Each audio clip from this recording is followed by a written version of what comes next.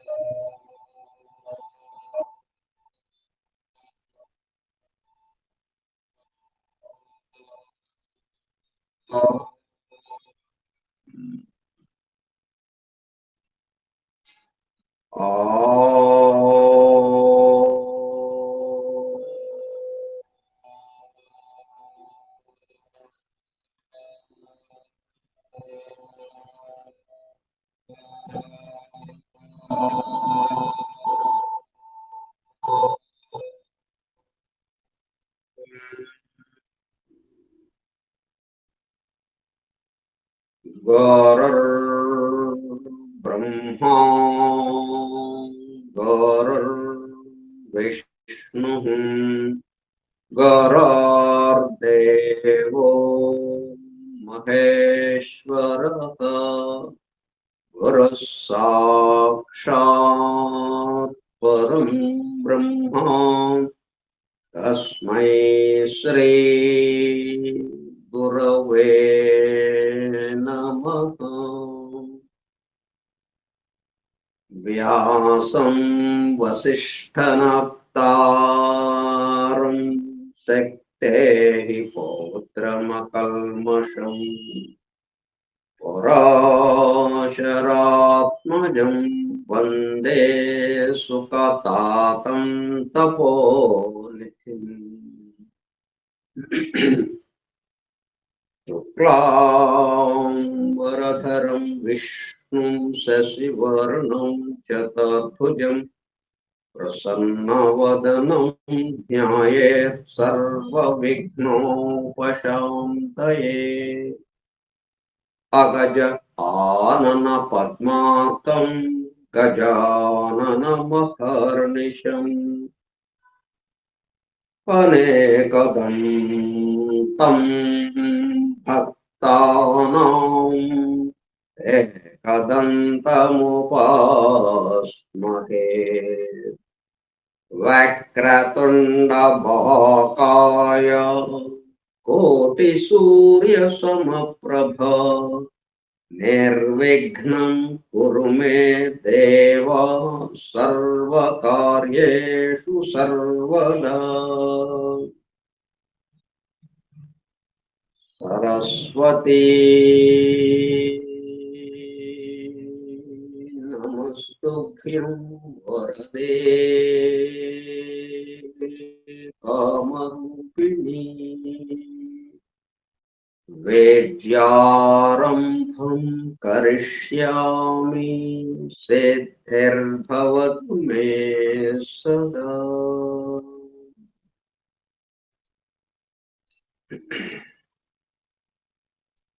ॐ भूर्भुवः स्वः ॐ तत्सवितुर्वरेण्यं भर्गो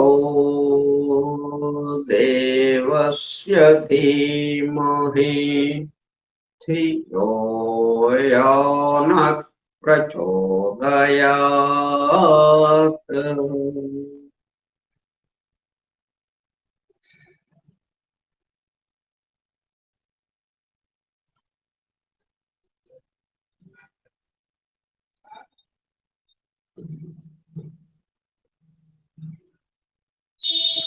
వాసుదేవ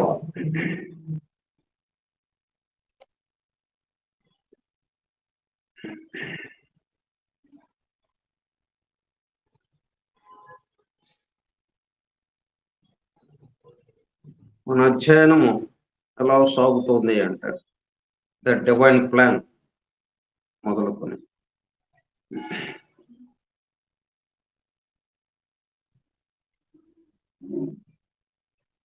దివ్య జ్ఞానం Prabodhini, foundations of esoteric philosophy,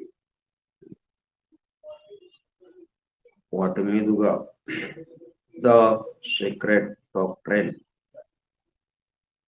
ఇట్లా రావడం. మనం వామనుడు ఎలాగైతే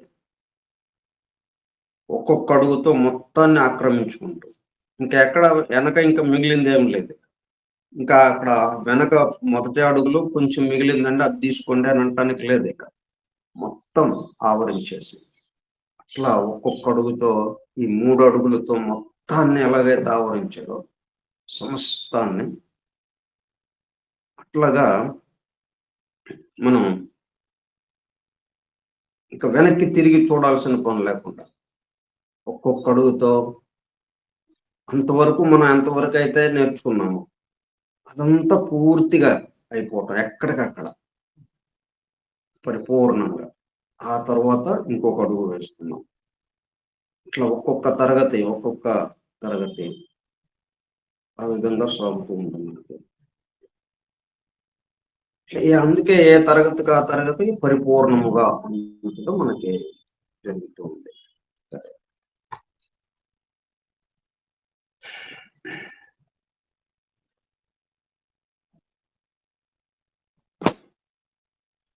ఫోరం ఫర్ ట్రూత్ సీకర్స్, సత్యాన్వేషకుల బృందం.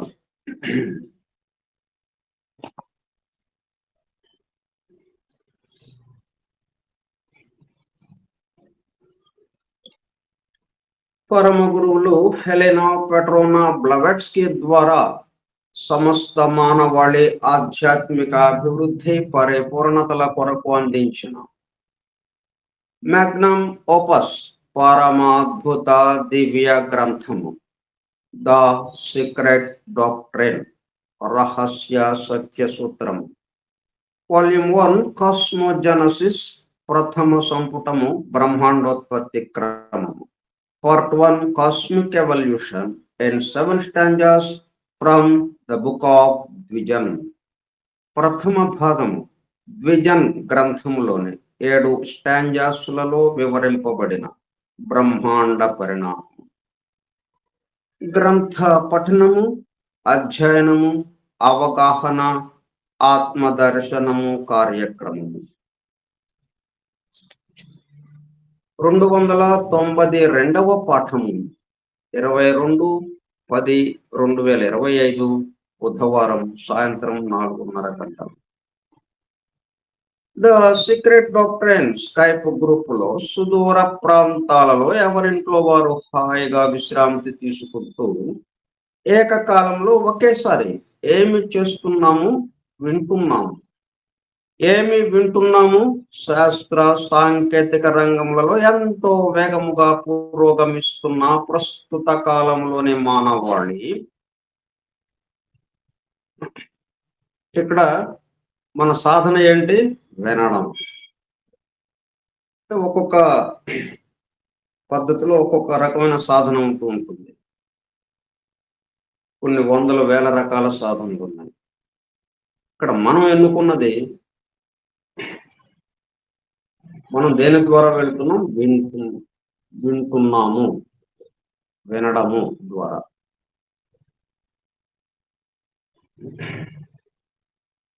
ఎందుకంటే మొట్టమొదటిగా మనం తల్లి గర్భం నుంచి ప్రసవింపబడగానే మొట్టమొదటి పంచేంద్రియాల్లో మొట్టమొదటిగా మేల్కాంచింది హియరింగ్.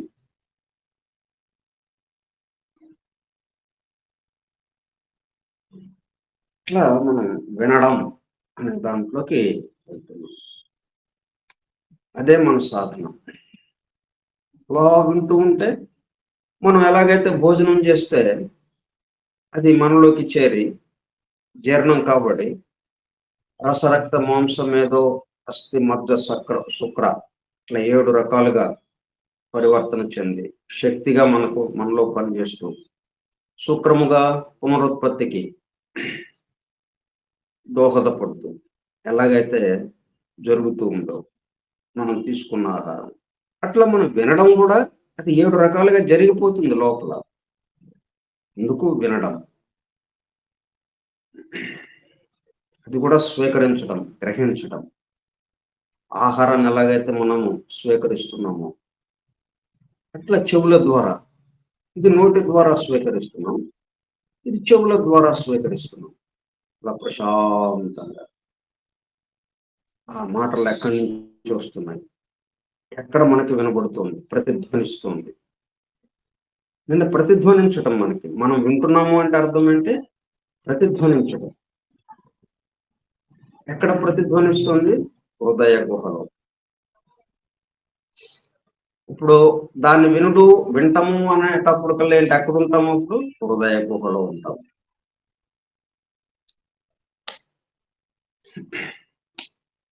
శాస్త్ర సాంకేతిక రంగములలో ఎంతో వేగముగా పురోగమిస్తున్న ప్రస్తుత కాలంలోని మానవాళి అదే వేగముతో ఆధ్యాత్మిక రంగంలో కూడా పురోగమించుటకు వీలుగా ప్రపంచంలోని అన్ని జాతుల, మతముల పవిత్ర గ్రంథములలో పొడుపు కథల రూపములో అర్థము అయి అవనట్లుగా ఉన్న సృష్టి రహస్యములను, సృష్టి అమెరికా కూర్పును బహిర్గతం చేసి మానవాళికి అందించి వాటి అవగాహన ద్వారా ఆత్మదర్శనము పొందుట అను దివ్య ప్రణాళిక అమలు పరచబడుటకు పరమ గురువులు మేడం హెలినా పెట్రోవ్నా బ్లవెట్స్కీ ద్వారా అత్యద్భుతముగా అందించిన ద సీక్రెట్ డాక్టర్ గ్రంథంలో బాహాటముగా ఇవ్వబడిన అతి నిగూఢములైన సృష్టి రహస్యములు, వాటి మూలము, గ్రంథ హృదయమును చేరు పద్ధతులు తెలుసుకోవాలనే తీవ్ర ఇచ్ఛతో, తపనతో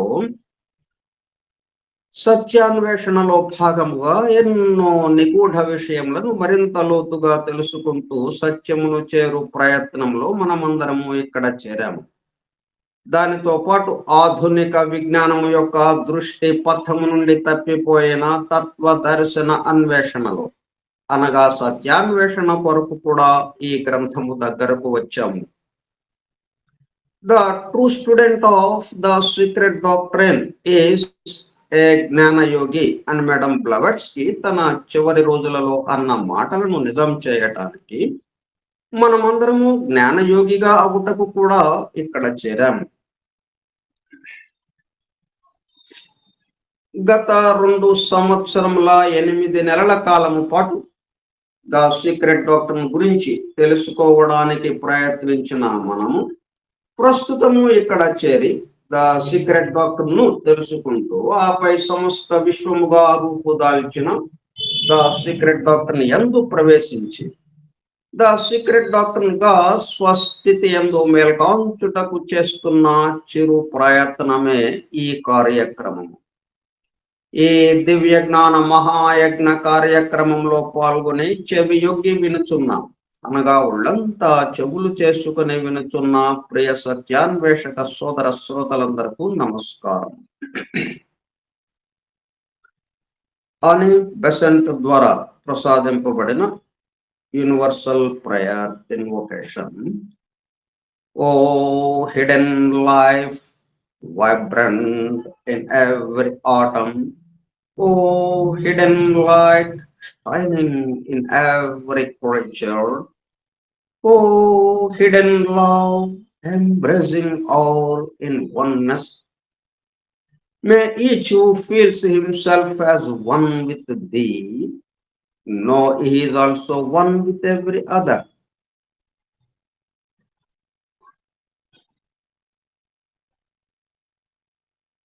ఈ లెక్క ఎంత తేలికగా చేసి చూపించారో బెసెంట్ మాత కూడా. భగవంతుడితో మనం ఐక్యము అంటే ఏకత్వము, భగవంతుడు నేను ఒకటే అంటే మరి మిగతా వాళ్ళు మనకి మధ్యన ఉన్న సంగతి ఏంటి? అట్లా ప్రతివాడు భగవంతుడితో ఏకము. అప్పుడు మనం పక్కన ఉన్న వాళ్ళము, మనకు ఒకళ్ళకొకళ్ళము కూడా ఒకటే, ఉన్నది భగవంతుడే అన్న విషయంగా. No is also one with every other. ఇంకా అదర్ అన్న మాటకి లేదు. వన్ అనేది వన్నెస్ అనేది ఉంటుంది. సరే, మనం స్టాంజా 2లో మొదటి శ్లోకం పూర్తి చేసుకుని రెండవ శ్లోకానికి శ్లోకం మొదటి శ్లోకంలో మొదటి భాగాన్ని పూర్తి చేసుకుని రెండవ భాగంలోకి వచ్చాము. ఈ మొదటి భాగంలో ఉన్న ఒక పదానికి ఏంటో విషయం తెలుసుకుందాం. మొదటి భాగంలో ఏముంది? Where were the builders the luminous sons of Manvantaric dawn. Dawn అంటే ఉషోదయం, తెల్లవారు వేళ, వేకువజాము. దాన్నే మనం ఏమంటాం? బ్రాహ్మీ ముహూర్తము అంటాం.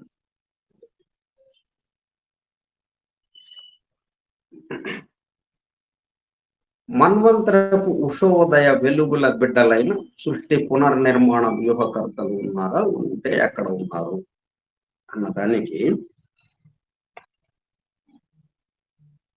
మనం ఒకసారి గోదా వైభవం అంటే మాస్టర్ గారు ఇచ్చినటువంటి, మాస్టర్ వికే గారు మనకు అందించినటువంటి వ్యాఖ్య గోదా వైభవం మీద, అంటే ఆమె 30 పోసరాలు, ఒక అద్భుతమైన 30 పోసరాలు చక్కగా మనకు అందించారు. ధనుర్మాసంలో రోజుకు ఒక పోసరం చొప్పున గానం చేసుకుంటూ తెల్లవారుజాము. దానికి వ్యాఖ్యగా మనకి గోదా వైభవం అని వికే గారు ఇచ్చారు. దాంట్లో ఒక చోట ఏముందంటే, అంటే గోదాదేవి ఎప్పుడు తెల్లవారుజామున లేచి తన యొక్క చెలికత్తలు ఒక్కొక్కరిని పిలుస్తూ ఒక వ్రతం చేస్తున్నాం, ఆ వ్రతంలో మీరు కూడా పాల్గొనండి. అంటే మేము ఇలాగ వ్రతం చేస్తున్నాం, ఈ వ్రతం ఇటువంటిది, మీకు ఇష్టమైతే మీకు కూడా చేరాలనిపిస్తే మమ్మల్ని అనుసరించండి అన్నట్టుగా. అంటే మీరు రండి అని గట్టిగా గదమాయించకుండా, అజమాయిషీ చేయకుండా, ఉన్న విషయం ఇది, మీ ఇష్టం. ద సీక్రెట్ ఆఫ్ నా పద్ధతిలో ఇవ్వబడింది. ఉన్న విషయం ఇది, సృష్టికి సంబంధించిన అమరిక కూర్పు, ఈ సృష్టి అనే మహాయంత్రం ఎలా కూర్పు చేయబడింది. యంత్రం అంటే మనకి ఇక మనం ఏదైతే కూర్పు చేసామో అక్కడతో ఇది ఆగిపోతుంది, దానికి అభివృద్ధి ఉండదు. క్రమక్రమంగా అది దాని యొక్క శక్తియుక్తులు తగ్గుతూ ఉండడమే కానీ పెరగటం ఉండదు. కానీ సృష్టి అనేది పెరుగుతూ ఉండడం, ఈ సృష్టి అనే మహాయంత్రం అట్లా ఆ అత్యున్నత స్థాయి నుంచి, ఏకత్వం నుంచి దిగువ స్థాయి అనేకత్వానికి ఎలాగ వచ్చింది, ఈ అనేకత్వం నుంచి మరలా ఏకత్వానికి ఎలాగ ప్రయాణం చేస్తుంది, ఉన్న విషయం అంతా వివరించడం ఇదండి. కాబట్టి ఏం చేయాలి, మన కర్తవ్యం ఏంటి, ఇది ఇలాగా ఉంది. దీంట్లో మనం భాగమై ఉన్నాం, మనం ప్రయాణికులుగా ఉన్నాం. తప్పనిసరి అయిన ప్రయాణం ఇది. నేను ప్రయాణం చేయలేనండి అని ఆ రైలు దిగి వెళ్ళటానికి లేదు ఇక్కడ. తప్పనిసరి ప్రయాణం ఉంటుంది. సృష్టిలో ఉన్న జీవులందరికీ తప్పనిసరి ప్రయాణం ఎలాగూ చేయాలి. ఆ ప్రయాణం ఏదో త్వరగా ముగించుకోవటం, త్వరగా చేరటం, త్వరగా ముగించుకోవటం అన్నదానికి అవకాశం ఉంది. దానికే ఇటువంటి అన్ని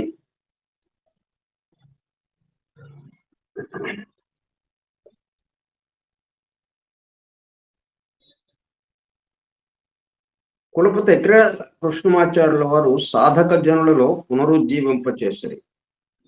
అంటే గోదావ్రతం ద్వారా వారు రచించిన కావ్యము ఎందరో జ్ఞాత అజ్ఞాత సాధకులను మేల్కొల్పినది. ఈ కావ్యంతో పాటు వారు గోదా పూజా విధానం కూడా వసంగినారు. తెల్లవారుజామున 4 గంటలకు తులసి కోట వద్ద ఈ పూజలను నర్చి మాసమంతయు మిత సమాహారము భుజించుచు రాత్రి సమయమున దినమునకు ఒక ఘట్టముగా కావ్యమందలి 30 ఘట్టములను పఠించుట ఈ వ్రత విధానం. ఈ వ్యాఖ్య కూడా మనకి 30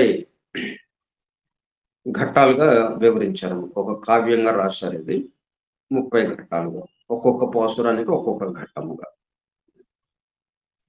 ప్రాతః సమయమునకు 2 గంటల ముందు కాలము, సూర్యుడు ఉదయిస్తున్నట్టుగా మనకు కనిపించేది. ఆ దానికి 2 గంటల ముందు కాలము బ్రాహ్మీ ముహూర్తముగా పెద్దలు నిర్దేశించినారు. డాన్ అని మనం ఏదైతే ఇక్కడ పదం ఉషోదయము అని పదం చెప్పుకుంటున్నామో దానికి సంబంధించింది. ఆధ్యాత్మిక అనుభూతికి ఆ సమయము అత్యంత అనుకూలమైనది. మొత్తము సంవత్సరమునకు మార్గశీర్ష మాసం బ్రాహ్మీ ముహూర్తము వంటిది. ఏలైనా మరుసటి మాసారంభమున జరుగు మకర సంక్రమణం సంవత్సరం నందలి సూర్యోదయముగా జ్యోతిషము తెలుపుతున్నది. మార్గశీర్ష మాసం తత్ సూర్యోదయమునకు ముందు కాలముగా వెలుగు ఆవిర్భవించుటకు జరుగు తెర తొలగింపుగా వివరింపబడినది. ప్రళయ స్థితి అంటే ఇప్పుడు ఎలాగుంది? తెర వేసి ఉంది. మరి తెర తీయాలి. తెర తీస్తేనే కదా మళ్ళీ చిత్రము ప్రదర్శింపబడటానికి, నాటకము ప్రదర్శింపబడటానికి, సృష్టి మరలా పునర్నిర్మాణం జరిగి అంతా జరగటానికి వీలుగా తెర తొలగింపుగా వివరింపబడినది. అంటే ఆ వెలుగు ఆవిర్భవించుటకు జరుగు సూర్యోదయమునకు ముందు కాలముగా వెలుగు ఆవిర్భవించుటకు జరుగు తెర తొలగింపుగా వివరింపబడినది. అందుకై ఈ వ్రతము తెల్లవారుజామున 4 గంటలకు అనగా సూర్యోదయమునకు 2 గంటల ముందు ప్రారంభించుటకు నిర్దేశింపబడినది. ఈ సమయమున సాధకునికి దేవతల యొక్క సహకారము లభించి అంతరంగమున నిద్రించుతున్న జీవ చైతన్యము మేల్కొల్పబడును. దాని పట్ల ఈ దేహాత్మ నిద్రిస్తూ ఉన్నది, అది మేల్కొల్పటం జరుగుతుంది. అట్లు మేల్కాంచిన జీవ చైతన్యం సూర్యోదయ సమయమున విశ్వ చైతన్యమును అనుభూతి పొందుటకు అర్హత కలిగి ఉండదు. ఉదయం 4 గంటల నుండి 6 గంటల సమయమున సప్త ఋషులు, దేవతలు, సప్త మరుత్తులు, సప్త అగ్నులు భగవంతుని సామగాన మార్గమున మంత్రముగా శృతి చేయుచుందురు. అంటే ధ్యాన్ చౌహానికి కింగడం ఒక పరిపాలక వ్యవస్థ ఉందని అనుకున్నాం కదా. ధ్యాని బుద్ధాస్ అందరూ కలిసి వాళ్ళనే ఇక్కడ సప్త ఋషులు, దేవతలు, సప్త మరుత్తులు, సప్త అగ్నులు అందరూ ఏడుగురుగా భగవంతుని సామగాన మార్గమున మంత్రముగా శృతి చేయుచుందురు. అందువలన ఈ సమయము సాధకునకు ప్రత్యేక అనుకూలము కలిగినది.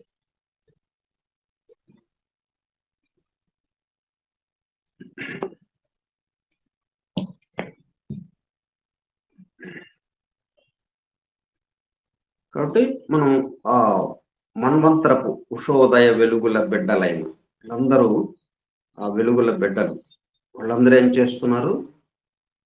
ఆ వెలుగుకి ఇప్పుడు తెర వేయబడి ఉంది, ఆ తెర తొలగిస్తున్నారు.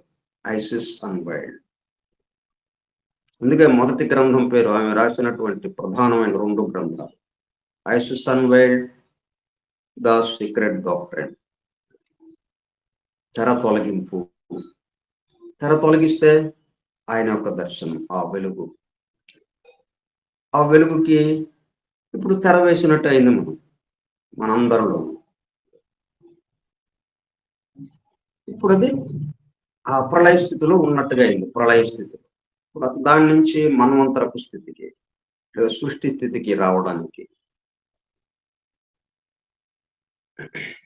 మనకి పురాణాల్లో ఈ విధంగా మనకి రోజులో బ్రాహ్మీ ముహూర్తంలో, ఎందుకంటే రాత్రి పగలు 2 వస్తున్నాయి మనకి పర్యాయత్వంగా. పగలు వెలుగుకి, యాక్టివిటీకి సంబంధించి, రాత్రి చీకటి ప్రళయానికి సంబంధించి, రెస్ట్కి సంబంధించి, విశ్రాంతి తర్వాత మరలా పనిలోకి రావడం అనే దానికి సంబంధించి.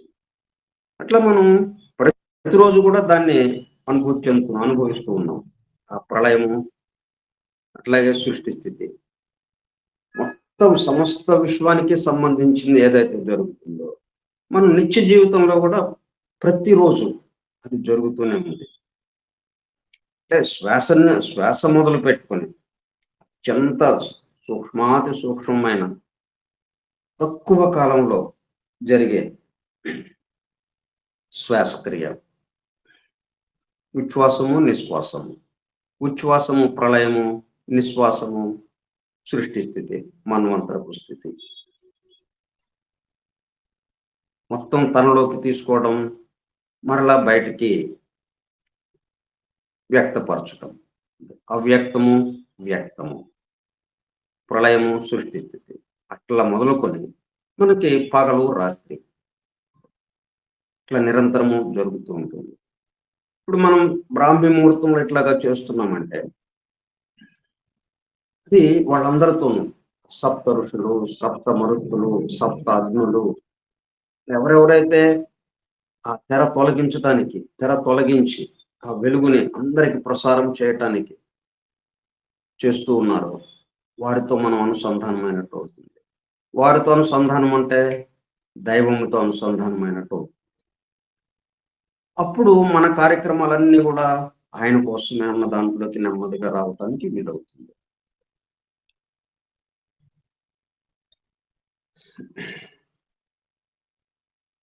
మనం పరనిష్పన్న, పరనిర్వాణాకి సంబంధించి కొన్ని విషయాలు తెలుసుకుంటున్నాం.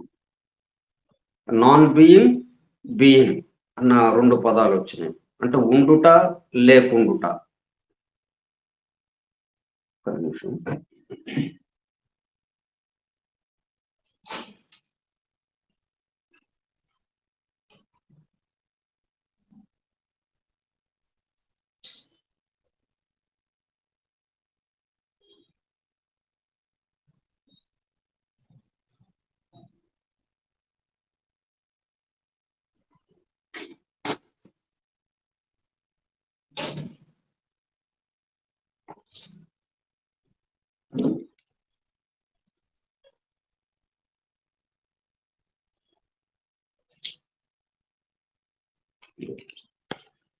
దీనికి సంబంధించి భాగవతంలో మనకి భాగవత రహస్య ప్రకాశంలో చక్కటి వివరణ వచ్చింది.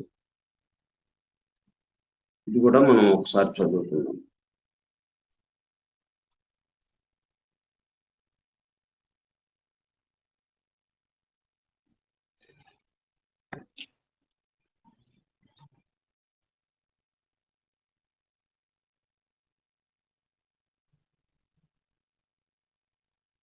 నేను అను ప్రజ్ఞ సర్వాంతర్యామి అయిన బ్రహ్మము అని స్మరణ యందుండుట జ్ఞానము.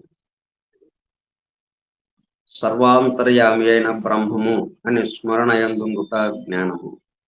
అది ఉన్నప్పుడు ప్రకృతి దాని యందు లీనమై లేకుండును. అంటే మ్యాటర్ దాంట్లో కలిసిపోయి ఉంటుంది, స్పిరిట్ ఒక్కటే ఉన్నట్టుగా మనకు భావన ఉంటుంది. ప్రకృతికి ఉండుట, లేకుండుట 2 స్థితులు గలవు. స్పిరిట్కి అట్లాగా ఉండటము, లేకుండటం అనేది లేదు. స్పిరిట్ ఎల్లప్పుడూ ఉంటూ ఉంటుంది. మ్యాటర్కి వచ్చేటప్పుడు కల్లా కొద్దిసేపు ఉండి మరలా కనుమరుగైపోవటం, మరలా పదార్థం మరలా ఆకారాన్ని కూర్పు చేసుకోవడం ఇలా జరుగుతుంది. ప్రకృతికి ఉండుట, లేకుండుట 2 స్థితులు గలవు. ఈ 2ను పరబ్రహ్మమునందుండు. పరబ్రహ్మమునకు ఉండుటయే గాని లేకుండుట లేదు. కనుక దాని యందు స్మరణ నిలిచిన వానికి ఉండుట అను శాశ్వతత్వము కలుగు. మిగిలినవన్నీ ప్రకృతి యొక్క అల్లికలు గనుక వాని యందు స్మరణ నిలిచిన వానికి ఉండుట, లేకుండుట కలుగుతుంది.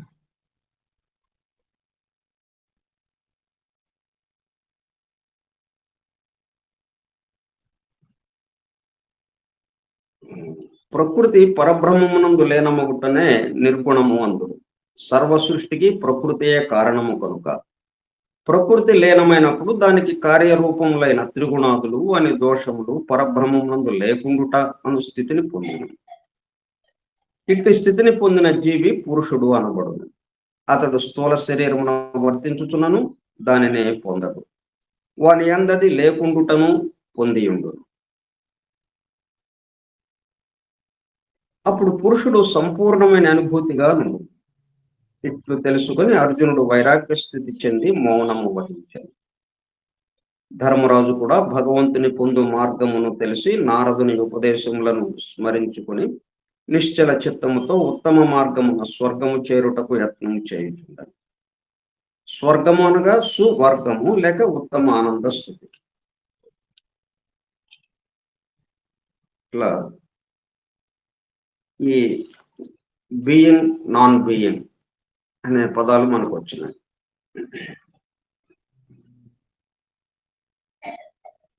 అంటే rested in the bliss of non being.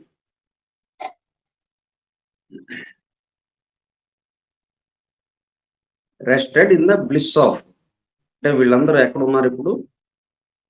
అహి అనే దానిగా, అంటే చోహానిక్ కింగ్డమ్గా, పరనిష్పన్న అనే స్థితిలో, ఇది ప్రళయ స్థితిలో, అంటే ఇంకా వెలుగుని ఆ తెర తొలగింపు చేయడానికి ముందు ఎక్కడున్నారు? తెర తొలగించడానికి వచ్చారు ఇక వాళ్ళు.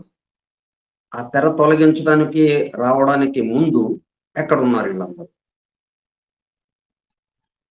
ఎందుకంటే వాళ్లే సృష్టి నిర్మాణ వ్యూహకర్తలు, పునర్నిర్మాణ వ్యూహకర్తలు. In the bliss of non being, ఒక పరమానందకరమైనటువంటి ఉండుట లేకుండుట అన్నది లేని, ఎప్పుడు ఉండుట అన్నది ఏదైతే ఉందో ఆ స్థితిలోకి ఉన్నారు వాళ్ళు.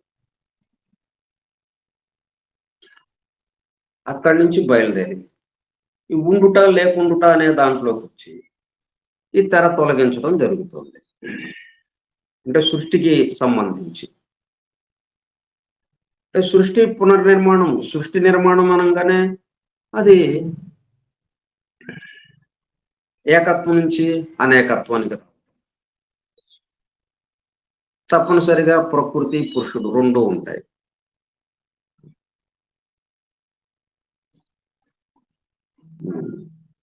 నూట 15వ పేజీలో డివైన్ ప్లాన్ 115వ పేజీలో చెప్పుకుంటూ ఉన్నాము. దాన్ని కొంచెం వెనక్కి వెళ్తే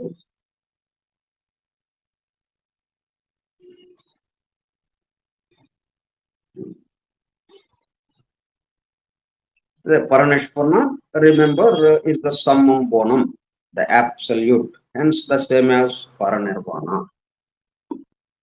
ఈ రెండు పదాలు కూడా సమానార్థం, అంటే సమానమైన భావాన్ని వ్యక్తపరచడానికి రెండు మూడు అంటే ఒకటి సంస్కృతానికి సంబంధించింది, ఒకటి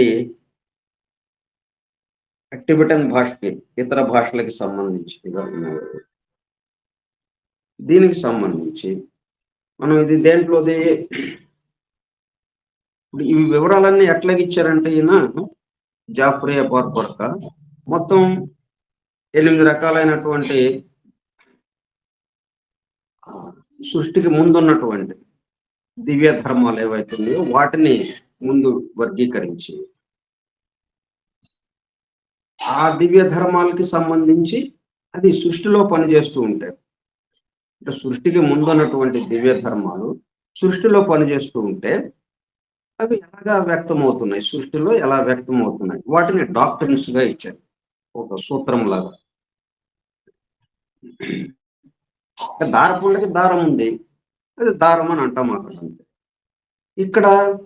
ఇక్కడ దారము అనే పూలదండకు దారం, పూలు అన్ని దారానికి గుచ్చేటప్పుడు కల్లా, ఒక పూలదండ తయారు చేసేటప్పటికి అప్పుడు పూలదండే కనిపిస్తుంది, దారం కనపడదు. దారపుండలో దారం మనకి చక్కగా వివరంగా కనిపిస్తుంది. అట్లా ఇది దారపుండ దివ్య ధర్మాలకి సంబంధించింది. అది సృష్టిలోకి వచ్చేటప్పుడు అంటే దాన్ని ఉపయోగించి, ఆ దివ్య ధర్మాన్ని ఉపయోగించి సృష్టిలో నిర్మాణం చేస్తూ ఉంటే, సృష్టికి సంబంధించిన పనులు చేస్తూ ఉంటే, అంటే పూలమాల కట్టాం, ఆ దారాన్ని ఉపయోగించి మనం ఏం చేస్తాం, పూలమాల, పెద్ద గజమాల కట్టాం. అది పూలే కనిపిస్తున్నాయి మనకి. దేంతో బంధింపబడి ఉన్నాయి అవన్నీ, దేనితో ఒకదానికొకటి ఒక చోట చేరి ఉన్నాయి అన్నది మనకి కనబడటం లేదు. మనకి ఒక్క పువ్వులు మాత్రమే కనిపిస్తున్నాయి.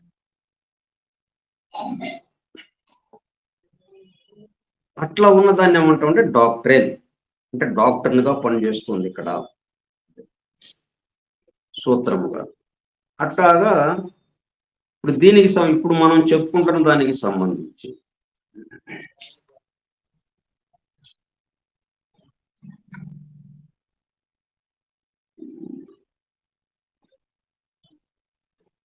ద డాక్టర్ ఆఫ్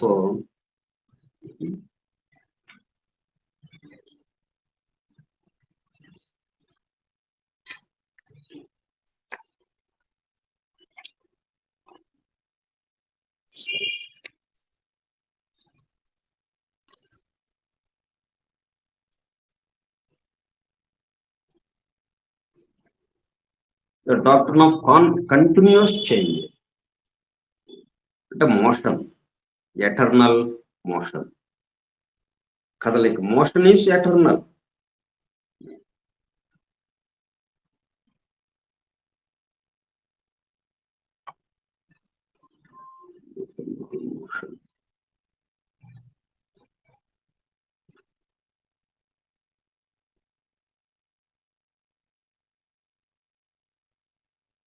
ఇది డాక్టర్ ఆఫ్ కాన్స్టెంట్ రెన్యువల్. అది దేంట్లోకి వచ్చింది? లా ఆఫ్ పీరియాడిసిటీలోకి వచ్చింది, అంటే పర్యాయత్వ ధర్మానికి సంబంధించి.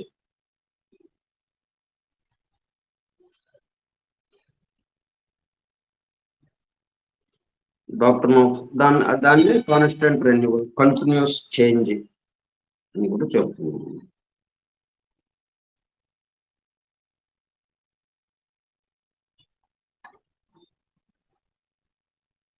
Law of motion, doctor of continuous change, అంటే అనుక్షణం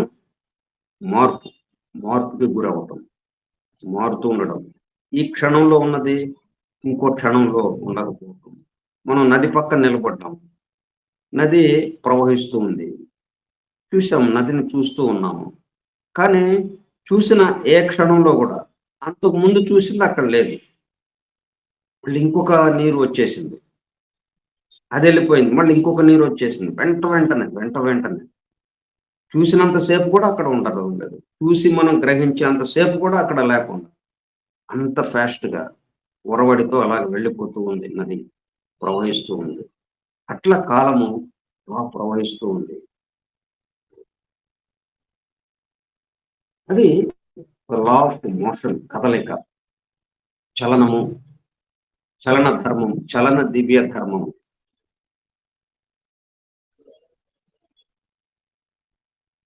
అది డాక్టర్గా వచ్చేటప్పుడు కంటిన్యూస్ చేంజ్, అంటే మనకి ఇక్కడ ఎలాగ తెలుస్తుంది? చేంజ్, మార్పుగా. ఒకసారి ఉన్నది ఇంకొకసారి ఉండటం లేదు, మారుతూ ఉంది. మనం పుట్టాము, తల్లి గర్భం నుంచి ప్రసూంపబడ్డాం శిశువుగా. ఎట్లా ఉన్నాం మనం? అక్కడి నుంచి అనుక్షణం మార్పు, చేంజ్.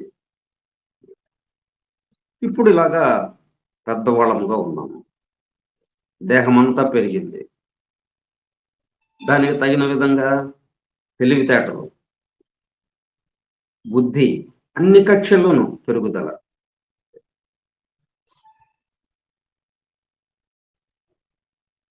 దాంట్లో ఇప్పుడు ఈ విషయాన్ని వివరిస్తూ ఉన్నారన్నమాట.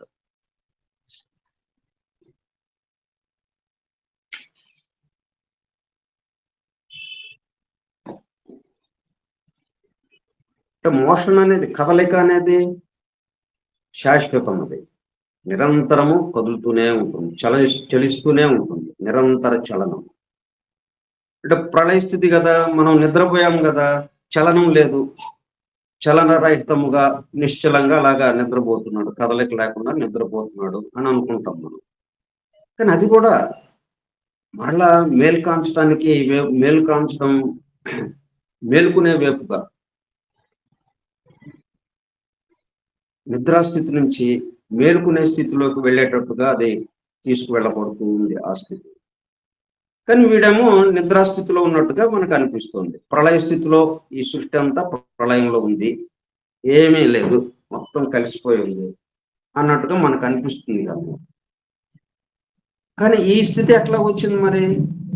సృష్టి స్థితిలో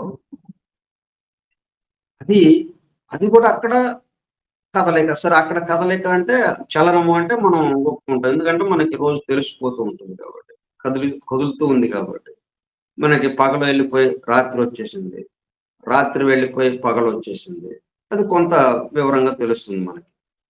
అంటే మార్పు జరుగుతుంది ఇక్కడ. కదులుతూ ఉంది.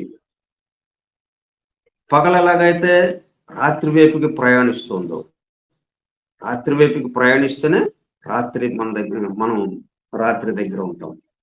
ఈ రాత్రి పగల వైపుకి ప్రయాణిస్తేనే పగల దగ్గర ఉంటాము. ఇట్లా ఏది గూడా కదలిక లేకుండా నిశ్చలంగా ఉన్నది లేదు సృష్టిలో. అది అట్లాగుండడంలో మళ్ళీ పర్యాయత్వ ధర్మంగా. అక్కడికక్కడ కొంత విశ్రాంతి, కొంత పని. దాంట్లోనే మళ్ళీ.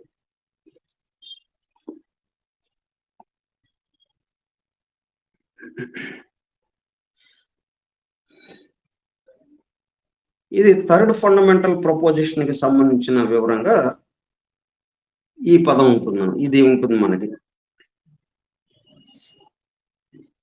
Thus proceed the cycles of the septenary evolution in sevenfold nature. అందుకే మనకి సప్తమరుతులు, సప్తాగ్నులు, సప్త ఋషులు వీళ్ళందరూ ఆ తెర తొలగించడానికి. అంటే తెర తొలగిస్తున్నారంటే అర్థం ఏంటి ఈళ్ళు? తెర వేసేవాళ్ళు కూడా వీళ్ళే. తెర వేసేవాళ్ళు, తెర తీసేవాళ్ళు, ఆ తెర తొలగించిన తర్వాత జరిగే కార్యక్రమంలో కూడా వీళ్ళే. అట్లా నిరంతరము వీళ్ళు కార్యక్రమంలో నిమగ్నమై వీళ్ళు ప్రళయంలోకి వెళ్ళటం లేదు. అందువల్ల మనం ప్రళయ స్థితి నుంచి, ఆ నిశ్చల స్థితి నుంచి, నిద్రాస్థితి నుంచి మరలా సృష్టి స్థితిలోకి రాగలుగుతున్నాం.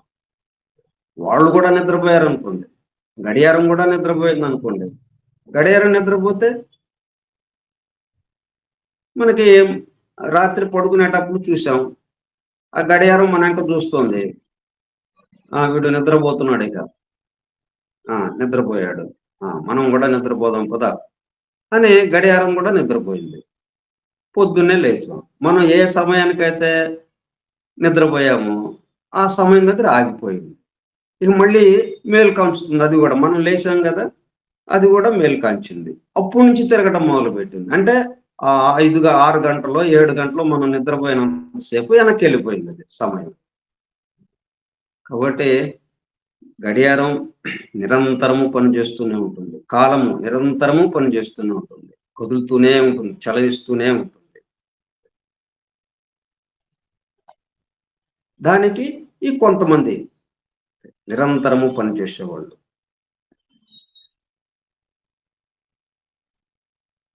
All these evolve and progress cyclically, passing from one into another in a double centrifugal and centripetal way. వీళ్ళిద్దరూ వచ్చారు కాబట్టి 2 శక్తులు, విరుద్ధ శక్తులు ఆ ప్రయత్నంగా వచ్చేసినాయి. స్పిరిట్ అండ్ మ్యాటర్ ఎప్పుడైతే తను పెక్కులు కావాలన్న దాంట్లోనే ఆ 2 విరుద్ధ శక్తులు బహిర్గమించినాయి. ఆ శక్తులతో పాటు ప్రకృతి పురుషుడు. Centrifugal, centripetal.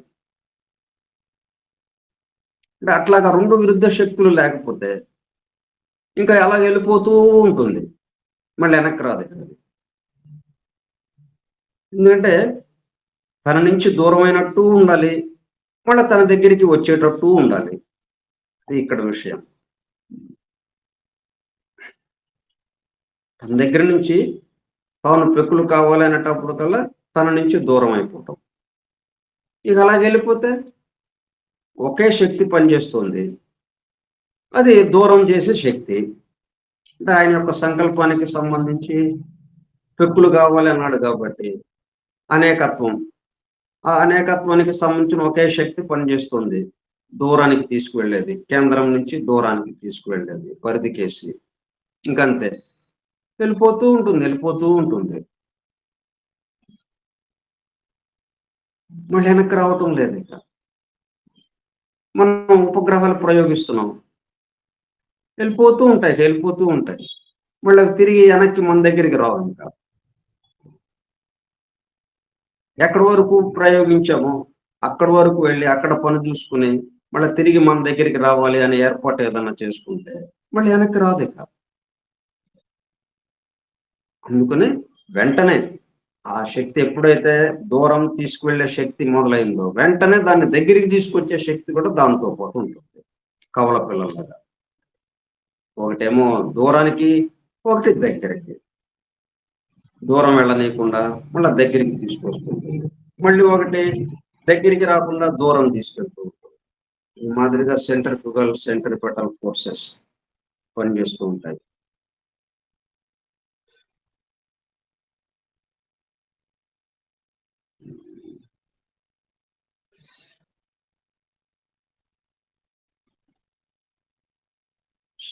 One.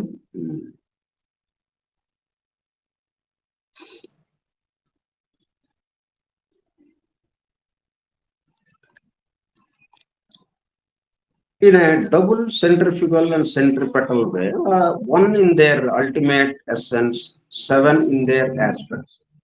The lowest, of course, is the one depending upon and the subservient to our five physical senses. Thus, for individual, human, sentient, animal, and vegetable life, each the microcosm of its higher macrocosm. ప్రతిది కూడా వామన రూపంగా ఉండడం, బృహత్తర రూపానికి సంబంధించిన వామన రూపంగా. The same for the universe. ఎట్లాగైతే ఈ అణువు ఇట్లన్ని స్థితులు దాటుతూ అన్ని వర్గుల్ని దాటుతూ మరలా ఏకత్వం దగ్గరికి వెళ్తుందో అట్లాగే ఈ సమస్త విశ్వం కూడా.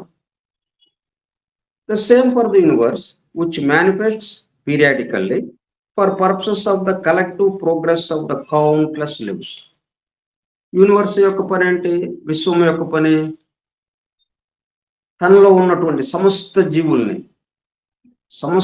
జీవుల్ని పరిణామంలో ముందుకు తీసుకువెళ్తూ, అంటే అనేకత్వం స్థితికి స్థూలాతి స్థూలంగా తీసుకువెళ్ళటం, మళ్ళీ అక్కడి నుంచి సూక్ష్మాతి సూక్ష్మంగా ఏకత్వం దగ్గరికి తీసుకురావడం, స్థూలాతి స్థూలంగా అనేకత్వం దగ్గరికి తీసుకెళ్ళటం, మళ్ళీ అక్కడి నుంచి సూక్ష్మాతి సూక్ష్మమైనటువంటి ఏకత్వం దగ్గరికి తీసుకురావడం. అది ఈ విశ్వము ఆవిర్భావము, విశ్వము యొక్క నడవడిక. ఇదంతా దేనికోసం అంటే తనలో ఉన్నటువంటి అది ఎవల్యూషన్ లో, పరిణామంలో దిగువకి రావటం, అవరోహణ ఆరోహణ. యూనివర్స్ కైనా అంతే, ఒక అణువుకైనా అంతే, ఒక మానవుడికైనా, మధ్యలో ఉన్న వాళ్ళ ఎవరికైనా కానీ ఇదే నడుస్తూ ఉంటుంది.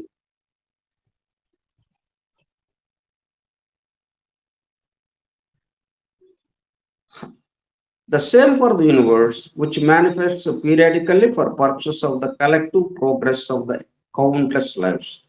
The outbreathing of the one life, in order that through the ever becoming every cosmic atom in this infinite universe, ఈ యూనివర్సులు కూడా మళ్ళీ ఒక విశ్వం అనేది కాదు. అట్లా బ్రహ్మ తన 100 సంవత్సరాల ఆయుర్దాయంలో అనుక్షణం ఎన్నో విశ్వాలను నిర్మిస్తూ ఉన్నాడు. ఆయన నుంచి వెలువడుతూ ఉన్నాయి. సముద్రం నుంచి అలలు ఎలాగైతే ఒక అల వచ్చి ఒక అలతో ఆగిపోయిందా, మనం చూసే లోపే ఒక అల వచ్చింది, దాని వెంట ఇంకొక అల, దాని వెంట ఇంకొక అల, ఇట్లా అలలుగా వస్తూనే ఉంది. సృష్టి కూడా అట్లాగే ఆయన నుంచి అనేక విశ్వాలు ఆయన నుంచి వస్తూ ఉంటాయి. మరలా ప్రళయ స్థితిలోకి వెళ్ళిపోతుంటుంది. మరలా ప్రతిదానికి 100 సంవత్సరాల ఆయుర్దాయం. పుట్టింది అంటే 100 సంవత్సరాల ఆయుర్దాయం.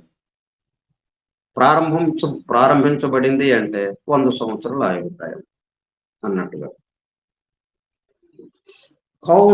ఇదంతా దేనికి జరుగుతుంది? Collective progress of the countless lives, the out breathings of the one life, in order that through the ever becoming every cosmic atom in this infinite universe, passing from the formless and the intangible through the mixed natures of the semi-terrestrial అంటే ఆకారం లేని స్థితి నుంచి, no form అని చెప్పుకున్నది, no form నుంచి రూపాన్ని, forms ని తయారు చేయటం. Formless and the intangible through the mixed natures of the semi-terrestrial down to matter, oneness నుంచి, ఏకత్వం నుంచి క్రమక్రమంగా మ్యాటర్ పూర్తిగా పదార్థంగా దిగటం, down to matter in full generation and then back again, reascending at each new period higher and nearer the final goal that each atom అణువుగా ఆయన నుంచి బహిర్గమించడం, may reach through individual merits and efforts, that plane where it re-becomes the one unconditioned all. మళ్ళా ఒక్కటిగా అయిపోవటం, సమస్తము ఏకముగా అవటం. అంటే ఇంతమంది ఉన్నా కానీ ఏకముగానే ఉన్నదంతా ఒకటి.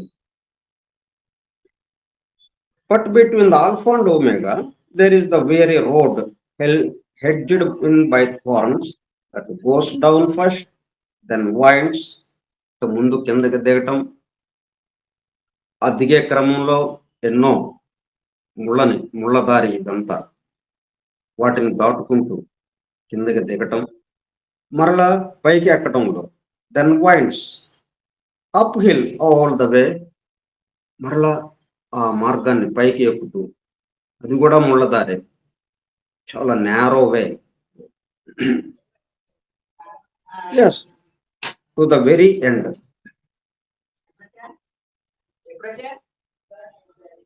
Starting upon the long journey immaculate, descending more and more into sinful matter, and having connected himself with every atom in manifested space, the pilgrim and connected and having connected himself with every atom in manifested space. ఈ సమస్తం ఇప్పుడు మనం ఒక్కళ్ళం విడిగా ఉన్నామని అనుకుంటున్నాము, కానీ మొత్తంతో కలిసిపోయి ఉన్నాం. మనం ఈ మొత్తం కలిస్తేనే మనం ఇక్కడ ఉన్నాము అన్న దానికి, మన యొక్క వ్యక్త రూపము, మనం చిన్న దేహంలో ఉన్నాం, దీని యొక్క వ్యక్త రూపమే ఈ సమస్త విశ్వం, మనకి దుర్గోచరం అవుతున్న సమస్త విశ్వం, ఈ అణువు. అట్లా వాటితో మనం ఏకత్వం చెందటం, ఏకత్వం భావన.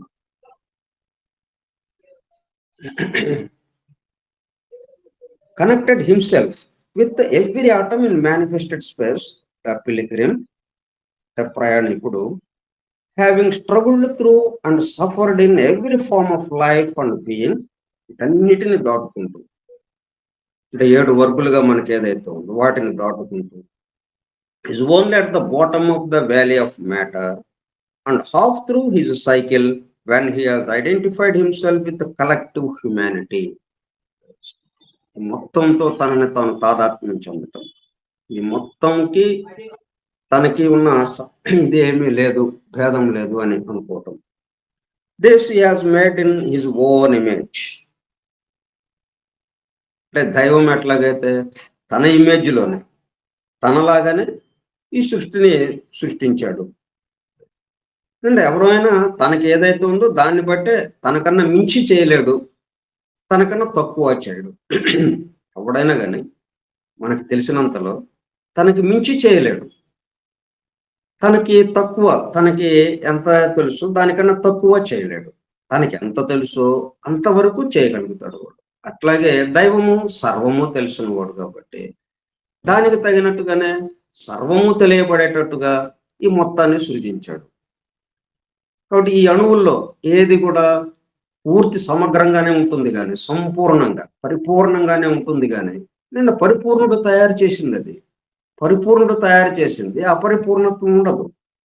అయితే ఇక్కడ స్థితి భేదం చేత మనకు అట్లా అనిపించవచ్చు. ఇది కూడా ఒక నాటకంలో, ఒక డివైన్ ప్లాన్ లో ఒక భాగం.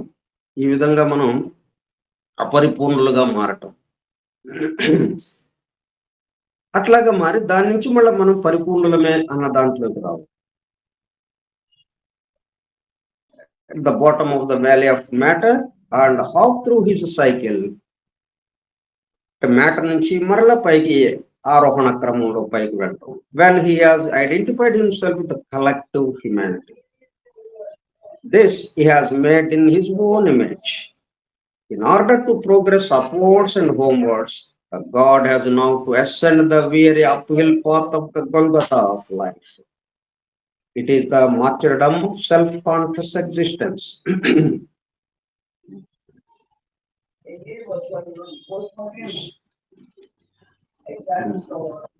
ఇప్పుడు మనకి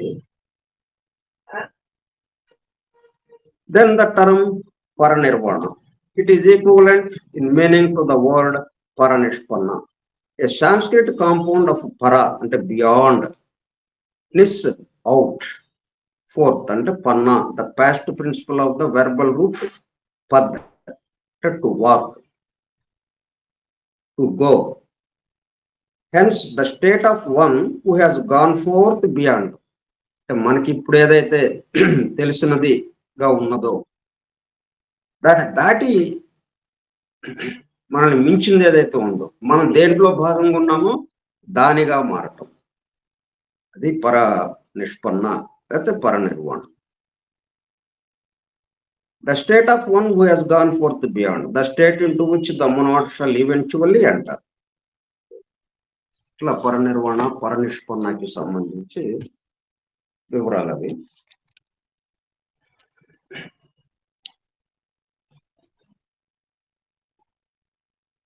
తర్వాత మనకి ప్రొడ్యూసర్స్, ఫార్మ్స్, రూప అరూప, వరల్డ్. నెక్స్ట్ ఏంటంటే దేవమాత్రి.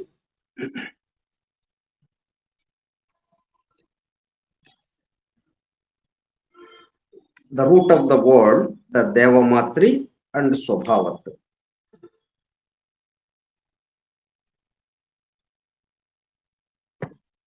దేవమాత్రి అంటే మనం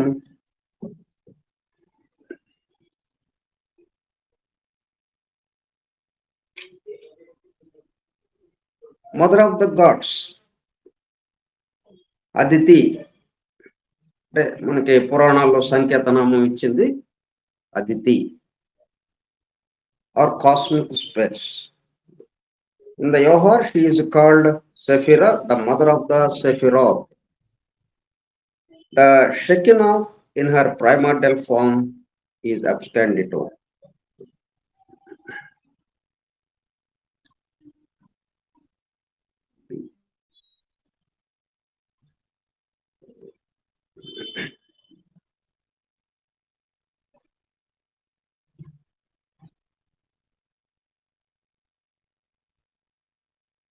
దేవమాత్రి అంటే మాతాని, దేవమాత. అండ్ స్వభావత్, ఆ స్వభావత్ గురించి మనం వచ్చే సోమవారం నాడు వివరించుకుందాం. వివరించుకుంటే ఈ మొత్తం కలిపి ఎక్కడున్నారు, రెస్టెడ్, విరామంగా విశ్రాంతిగా ఉన్నారు అన్నట్టుగా మనం చెప్పుకుంటున్నాం. కానీ పని చేస్తూనే ఉన్నారు వాళ్ళు. పని చేస్తున్నారు కాబట్టి ఆ తెర వేసిన తర్వాత మళ్ళీ తెర తొలగించడానికి రాగలిగారు వాళ్ళు. తెర వేసి నిద్రపోతే ఇంకా తెర తొలగించడానికి కుదిరే పని కాదు. అలా తెర తొలగించడానికి సంబంధించి వాళ్ళు ప్రయాణం చేస్తూ చలిస్తూ నిరంతర చలనంతో మోషన్ దానికి వచ్చారు. ఎక్కడ ఉన్న బ్లిస్, నాన్ బీయింగ్, వీటికి సంబంధించి మనం చెప్పుకుంటే అప్పుడు మనం కామెంటరీలోకి వెళ్ళచ్చు. స్వస్తి ప్రజాభ్యః పరిపాలయంతాం న్యాయేన మార్గేణ మహీం మహిషాః గోబ్రాహ్మణేభ్యః శుభమస్తు నిత్యం లోకాః సమస్తాః సుఖినో భవంతు. లోకాః సమస్తాః సుఖినో భవంతు. లోకాః సమస్తాః సుఖినో భవంతు. ఓం శాంతి శాంతి శాంతి. వాసుదేవ.